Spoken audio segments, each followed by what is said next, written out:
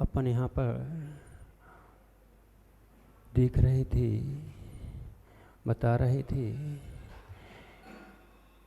बोधि की प्राप्ति कैसे हो, हमें किस प्रकार करना है।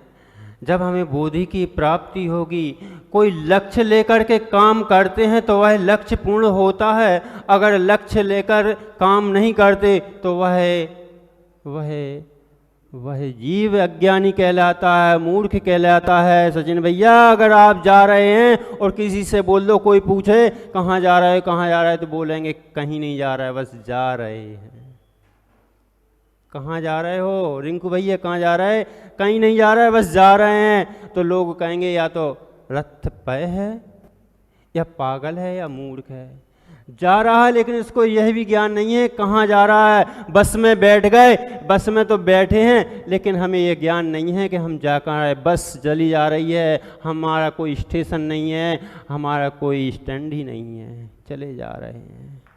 ऐसे ही यहाँ पर भी यह कह रहे हैं बोधि की प्राप्ति तो होगी, कब होगी, किसके द्वारा होगी?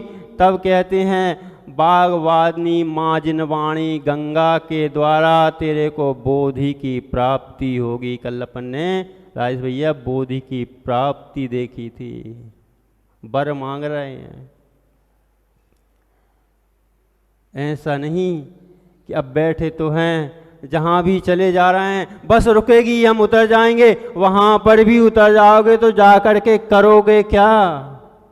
पहले एक समय हुआ करता था, सम्यक की आंखों से देखा करते थे। क्या था कि पहले काले बोर्ड पर लिखा जाता था, किससे? सफ़ेद से, खड़िया मिट्टी या चाक से लिखा जाता था और उकेर दिया जाता था, वह अमिट हो जाया करता था। लेकिन आजकल ऐसा समय आ गया है बंधुओं, ऐसा समय आ गया है, काले पर लिख रहे, सफ़ेद पर लिख रहे हैं, काला कर रहे हैं। सफ़ेद पर लिख रहे हैं और काला कर रहे हैं और कह रहे हैं हम बोधि की प्राप्ति हो जाए। जिनेंद्र भगवान की, जिनेंद्र वाणी की हमें महिमा ही नहीं मालूम और चले हैं सिद्धत्व की प्राप्ति के लिए। उस पर भी कहते हैं गुणगान तो करो, किसका? तो कहते हैं प्रथमम भारती नाम, द्वितीयम च सरस्वती, तृतीयम शारदा देवी, चतुर्थम हंसगामिनी, पंचम विदुषा माता, षष्ठम भागीश्वरी तथा कुमारी, सप्तम प्रोक्तम, अष्टम ब्रह्मचारिणी, नवमं च जगन्यमाता, दशमं ब्राह्मणी तथा एकादशम तु ब्राह्मणी, द्वादशम वरदा भवेत्, वाणी त्रयोदश्यम नाम, भाषा च चतुर्दशम, पंचम दशम च सुतदेवी, षोडश गौरनिकृते, एतानि सुत्तानि नामानि प्रात्यरुत्य ऐस पठेत्, तस्य संतस्यति माता शारदा वरदा भवेत्। कितने नाम बता दिए? 16 नाम बता दिए। हमारा सौभाग्य है कि हम 16 नाम से भगवान की जिनवाणी, जो जिनेंद्र भगवान की वाणी बागवानी माँ गंगा में हम डुबकी लगाते हैं। जगत की अम्मा तो क्या दूध पिलाएगी? वह जिनेंद्र वाणी 4 थनों से दूध पिलाती है, 4 थनों से, और फिर अपने पुत्रों को हिष्ट पुष्ट करती है। और हम अभागे उन 4 थनों को दूध लेना ही नहीं चाहते। आप कह रहे होंगे ये क्या बोल रहे हैं महाराज? हाँ, प्रथमानुयोग, करणानुयोग, चरणानुयोग, द्रव्यानुयोग, ये 4 थन हैं। जो पी लेता है वह भाव पार हो जाता है, और जो नहीं पीता वह पड़ा रहता है। वह हिष्ट पुष्ट करती है, बागवानी माँ जिनवाणी गंगा हिष्ट पुष्ट करती है। यह आपने देखा है किस प्रकार हिष्ट पुष्ट करती है। मणि देखा, चिंता मणि रतन, चिंता मणि रतन, मणि यानी उस मणि का इतना प्रकाश होता है कि वह मणियाणी साफ के ऊपर होती है, मस्तक पे विराजमान होती है। और वह मणि जब निकाल के रखता है तो उसके प्रकाश में ही अपना आहार भोजन ग्रहण करता है। रात्रि में वह मणियानी साहब ऐसा कहीं भी नहीं घूमता कि कहीं भी लिया उठाए और चल दिया। वह भी प्रकाश में ही ग्रहण करता है।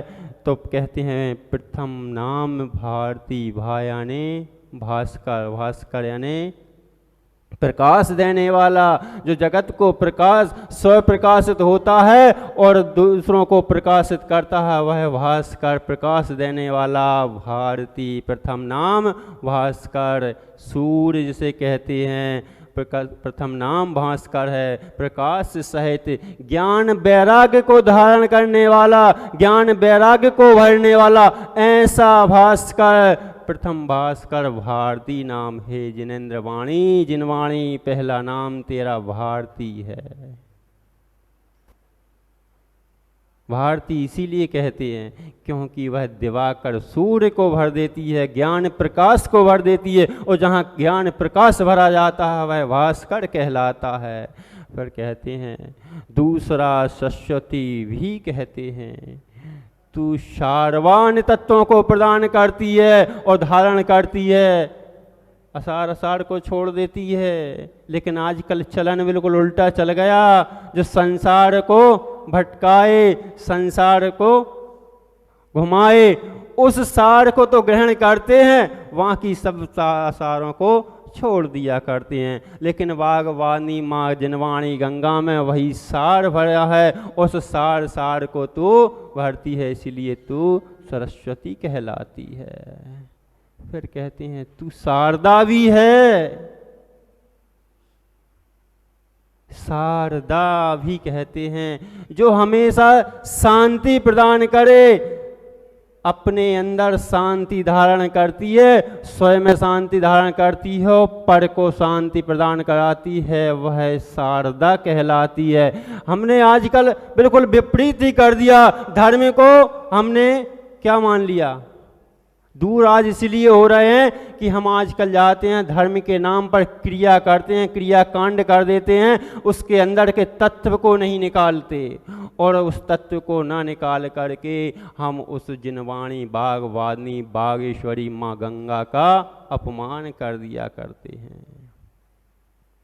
हम मंदिर जाते हैं, लोग कहते हैं, एक बार एक दृष्टांत याद आ गया इस पर से, एक बार क्या हुआ, ऐसे ही समाज के बहुत से समाज के लोग इकट्ठे हुए, बोले मंदिर में धर्म है, हम धर्म, देखो आप धर्म से दूर होने का कारण लोग कहाँ हल निकाल लेते हैं, उल्टी जिनकी बुद्धि हुआ करती है वह हमेशा उल्टा ही मत निकालते हैं, लेकिन वह उल्टे मत से भी अपने को शिक्षा प्राप्त कर लेना चाहिए। सभी समाज के लोग इकट्ठे थे, जैन वाले जैन थे, ब्राह्मण थे, बौद्ध थे, सिख थे, ईसाई थे, सब थे। सब बोले मेरा धर्म उच्च है, मेरा धर्म उच्च है, मेरा धर्म उच्च है। तो बोले एक काम करते हैं, अपन एक मंदिर बनवा लेते हैं। मंदिर बना, जैनों का मंदिर बन गया, सब आते तो वही क्रिया, तूने द्रव्यंशी चढ़ा दी, तूने ऐसा कर दिया, भाव लगा नहीं रहे, और तू शांति धारा ऐसे कर रहा है। अरे ये कैमरा लगा है, कैमरा अगर कैमरे के सामने से कोई निकल जाता है तो कैमरे में भैया वो आ जाता है, नहीं कैमरा वाले भैया क्या नाम है, आ जाता है कि नहीं आता, अंतराल डाल दिया। आप भगवान की भक्ति करने आए थे कि कर्म बांधने आए थे?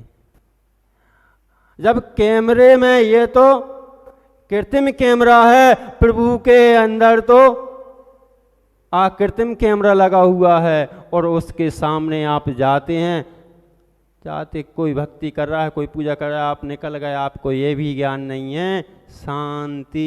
यहाँ पर वही कह रहे हैं शारदा शांति भवेत, कि शांति करो, बिल्कुल चित्त में शांति धारण करो। कोई आ रहा है, कोई जा रहा है, जाने दो, हम स्वयं इतने व्यवस्थित खड़े हों, हम इतने व्यवस्थित खड़े हों कि किसी दूसरे को परेशानी ना हो।